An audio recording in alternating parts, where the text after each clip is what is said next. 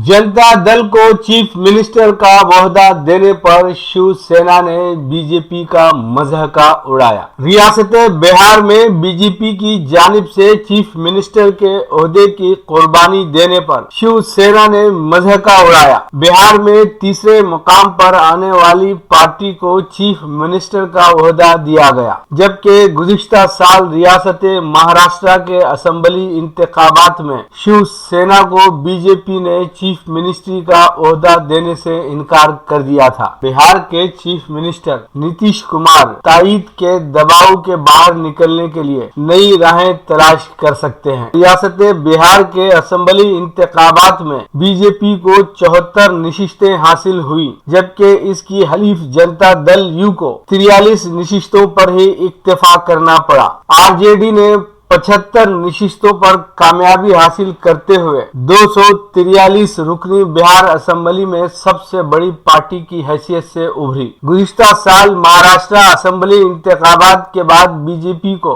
105 नशिस्तें हासिल हुई थी, जबकि उसकी उस वक्त की हलीफ शिवसेना ने 56 नशिस्तें हासिल की थी। ताहम दोनों पार्टियों में चीफ मिनिस्टर के ओहदे के इख्तिलाफ रूनुमा हो गए। उद्धव ठाकरे की जेर क़यादत शिवसेना ने एनपीसी और कांग्रेस के साथ मिलकर महाराष्ट्र में हुकूमत कायम कर ली। बीजेपी की जानिब से ज्यादा नशिस्तें हासिल करने पर शिवसेना को महाराष्ट्र में चीफ मिनिस्टर का ओहदा नहीं दिया, जबकि क्या ही फराखदिली की बात है कि बिहार में चीफ मिनिस्ट्री का ताज तीसरे मुकाम पर आने वाली जमात के सर पर रखा गया है।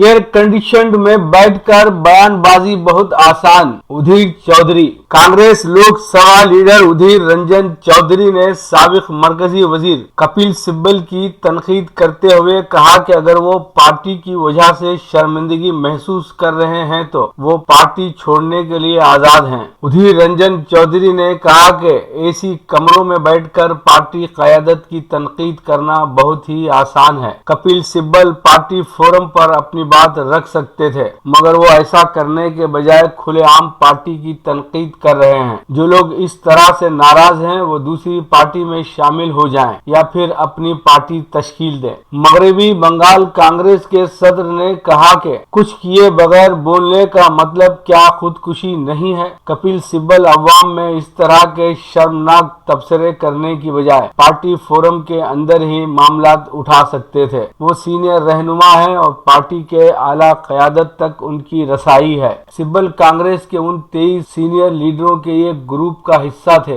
जिन्होंने अगस्त में पार्टी के सरबराह सोनिया गांधी को खत लिखा था और पार्टी को बहाल करने के लिए तजावीज पेश की थी। उन्होंने कांग्रेस को खुद शनासी की जरूरत पर जोर दिया था। इससे कबल भी उन्होंने पार्टी क़यादत के तय अवामी सतह पर नाराजगी जाहिर की थी। 2019 के लोकसभा इंतखाबात के बाद राहुल गांधी पार्टी की सदारत का ओहदा छोड़ चुके हैं। अब कोई भी राहुल गांधी या सोनिया गांधी की नीयत पर सवाल नहीं उठा सकता है। कपिल सिब्बल के बयान से मुल्क भर में पार्टी कारकुनों के जज्बात मजरूह हुए हैं।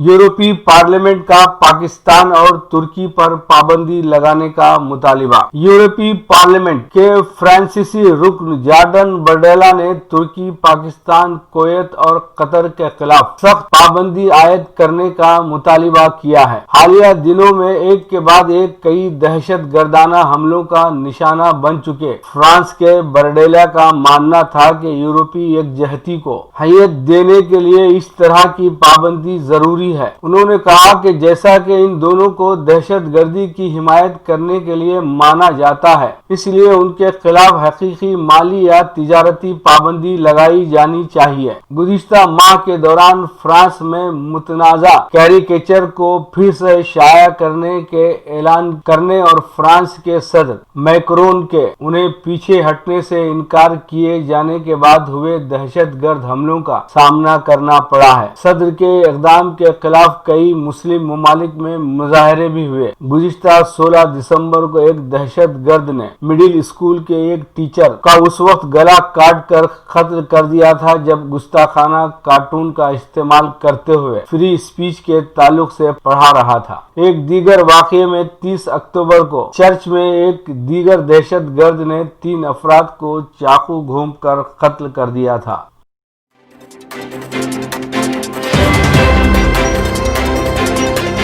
مکتوب ریاض من جانب کے واصف سعودی عرب میں ریڈ کراس سوسائٹی کی طرح ہلال احمر نام سے سماجی خدمات کی ایک رضاکارانہ تنظیم ہے جو مملکت میں قومی سطح پر خدمات انجام دیتی ہے۔ سعودی ہلال احمر کے مطابق رواں سال مکہ مکرمہ کی عظیم الشان مسجد الحرام میں زائرین کو رضاکارانہ خدمات پیش کرنے کے لیے اہم قدم اٹھایا گیا ہے۔ کورونا وائرس کے باعث مسجد الحرام کو زائرین کے لیے چند ماہ بعد دوبارہ کھولنے کے ساتھ ہی ہلال احمر کے رضاکار عمرہ اور نماز کے لیے آنے والوں کو خصوصی خدمات پیش کر رہے ہیں۔ کورونا وائرس سے بچاؤ کے SOPs کے مطابق زائرین اور عمرے کے لیے آنے والوں کی صحت کی حفاظت کے باعث رضاکاروں کی تعداد محدود رکھی گئی ہے۔ مکہ مکرمہ میں سعودی ہلال احمر کی تنظیم کی ڈائریکٹر ہنا الشمرانی نے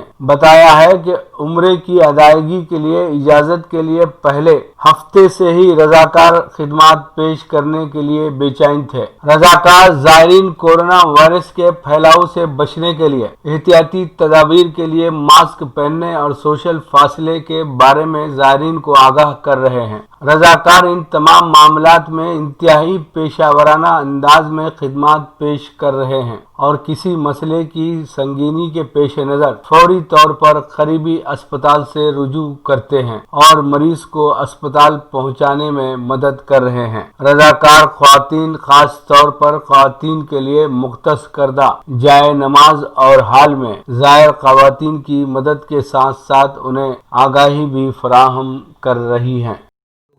لفظ شناسی ملاحظہ فرمائیں۔ ترتیب و پیشکش نادر خان سرگرو۔ مائکرو فکشن کندن، تحریر ناصر خان ناصر، آواز نادر خان سرگرو۔ بیگم اور بچے سیزن کے لیے نتھیا گلی روانہ ہوئے۔ پلان کے مطابق مجھے بھی 2 دن کے بعد انہیں جا ملنا تھا، مگر منسٹر صاحب کے دورے کی بنا پر سب سرکاری نوکریوں والوں کی چھٹیاں منسوخ کر دی گئیں تو مجھے بھی رکنا پڑا۔ پہلی بار بیگم کی بے حد کمی محسوس ہوئی۔ سارا گھر گندا لگنے لگا۔ 3 دن ہوٹلوں کے باسی تپاسی بد ذائقہ کھانے کھائے تو معدہ اور بجٹ دونوں چھیں بول گئے۔ کسی نوکر کی تلاش شروع ہوئی جو گھر کی صفائی ستھرائی کے ساتھ ساتھ کھانا بھی بنا سکے۔ ایک دوست کی بیگم نے ترس کھا کر کندن کی دادی کو بھیجا۔ یہ کندن ہے؟ یہ تو بہت چھوٹی سی ہے۔ میں نے چھوٹی سی معصوم سی بچی کی طرف اشارہ کیا۔ یہ کیا کھانا بنائے گی؟ اس کی تو ابھی خود گڑیوں سے کھیلنے کی عمر ہے۔ نا صاحب جی، کندن بڑی ہوشیار ہے۔ قد چھوٹا ہے اس لیے کم عمر لگتی ہے۔ میں نے خود اسے سارا کچھ سکھا دیتا ہے۔ بوڑھی دادی کا سر بے تاج ہلتا تھا۔ کچھ ان کی آہوزاری، کچھ اپنی مجبوری، اور پھر دونوں کے غربت کے مارے سوکھے بدن دیکھ کر میں نے نیم رضامندی سے سر ہلا دیا۔ کندن باورچی خانے کی طرف بڑھ گئی اور دادی نوٹ گنتی ہوئی اپنے گھر لوٹ گئی۔ دفتر سے واپسی پر گھر واقعی چمکتا ہوا ملا۔ اتنی سی چنگلی برابر بچی اور اتنی سگھڑ، کھانا بھی برا نہیں تھا۔ دانت صاف کرنے کے بعد میں نے اسے بتایا کہ وہ اب گھر واپس جا سکتی ہے۔ وہ بے نیاز کھڑی برتن دھوتی رہی۔ میں کتاب لے کر اپنے کمرے میں آ گیا۔ دروازہ کھلنے اور بند ہونے کی آواز سے میں سمجھ گیا کہ کندن جا چکی ہے۔ میں دلچسپ کتاب میں غرق ہو کر رہ گیا۔ کچھ دیر بعد آہٹ سن کر سر کتاب سے اٹھایا تو وہ کندن تھی۔ کندن، تم گھر نہیں گئی؟ وہ میرے قدموں کی طرف بڑھی۔ صاحب جی، میں آپ کے پیر دباؤں گی۔ وہ ڈری ڈری آواز میں بولی۔ دادی نے مجھے سب کچھ سمجھا دیا ہے۔ دادی کہتی تھی نوکری پکی کروا کر ہی گھر لوٹنا۔ ناظرین، قہقہہ طبیعت کو تر و تازہ کر دیتا ہے، تو آئیے قہقہہ لگاتے ہیں۔ ایک شخص دکان میں داخل ہوا اور داخل ہوتے ہی کہنے لگا کہ ڈاکٹر صاحب مجھے چشمے کی ضرورت ہے۔ دکاندار نے فوراً کہا جی ہاں، یقیناً آپ کو چشمے کی ضرورت ہے، یہ مٹھائی کی دکان ہے۔